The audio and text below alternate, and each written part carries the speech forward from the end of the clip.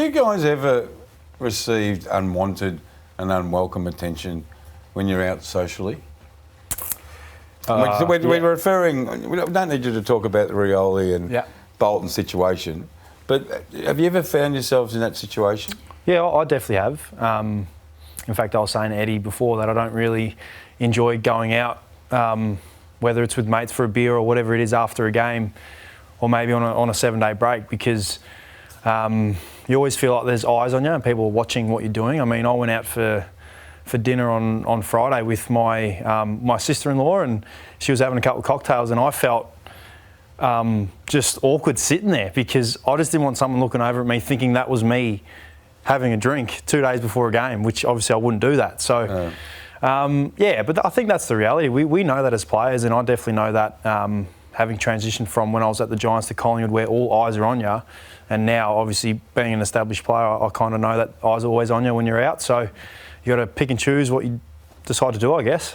Yeah, it is tough, and you think, we've got a lot of younger players in the league, and I guess I was that when I was younger, going out and enjoying the nightlife. We're only humans. You do want to go out, and for some players, footy is mentally and tough, and it is draining. And for some players, that might be an out. Going out and enjoying the nightlife. I'm picking up my past experience where I think I was 26 and I got arrested in the CBD and for drunk and disorderly. And I kind of said to myself, how do I minimise? Me and my wife sat down and we spoke about how do we minimise putting yourself at risk in those situations. And we kind of said, nothing really good happens after 12, 1 o'clock when there's alcohol involved, especially. And you always get into some sort of trouble. And that's just me personally speaking on my behalf. And so I decided to make that choice. And so what choice did you make? First of all, would you have been able to make it without your wife? Probably not, because she was the one who we had that, that hard conversation. And at that time, it was almost thinking what I'm going to do playing at Carlton, and I thought it was the boat cruise that we had, the famous boat cruise, and I kind of had to get my life together. And so I made the decision that I had to minimise putting myself in those risks, being out, drinking, early hours of the morning. Being locked up. So I decided that nothing good happens after 12 to 1 o'clock. And was that hard? Was that a hard decision? Was it an easy decision, but hard to implement? It was really, really tough, because all the players were still, going out, enjoying it, and going out. And here I was, going home at, 12 to 1 o'clock. But I reckon it really, saved my career, to be honest, because I really loved doing that and letting my hair down and going out and enjoying the nightlife. But we made that strong decision, and I guess it worked for me. Yep. Does it send a shudder through a footy club when, Richmond live this 48, 72 hours, no fault on their players' behalf, but it's still a big reality to live? Yeah, definitely.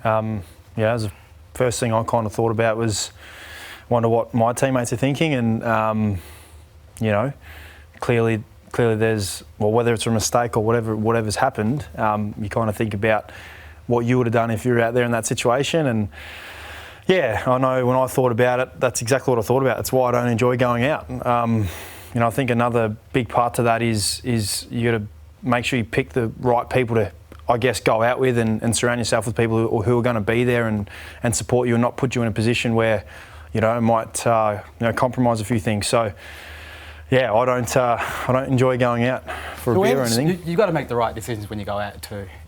Oh yeah, definitely. Yeah, you can go out and enjoy yourself, but we all grown men. You just got to make the right decisions. But if someone's having a crack at your partner or your wife, what do you?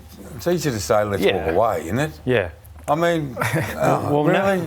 Naturally we're hot-headed men, and I know I am. I know that if something was said to my partner Kimmy, that I'd probably take huge offence to it. But like Eddie said, you got to know what's right and what's wrong, and there's people out there that are going to target you. If I was put in that situation, if anyone knows my wife, she would have just said, take a backward step, Ed.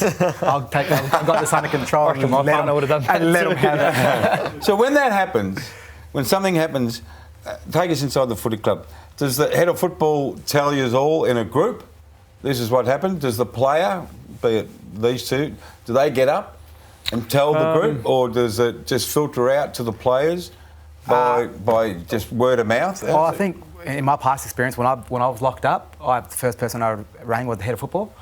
I had to call them and tell them, listen, yeah, I've been locked up, and then that would filter back through the club. And then, you know, Monday till Tuesday, you have to get up and explain yourself to the football club and apologise, and I guess earn the trust back and respect. What's that like? It's tough, and being put in that situation, I probably never want to be put in that situation again, because, you know, these are your teammates, you know, the guys that you look up to, go out to war each week, and it was nervous, and knowing that you let them down. It was all about gaining that trust and respect back and putting your head down and working hard again.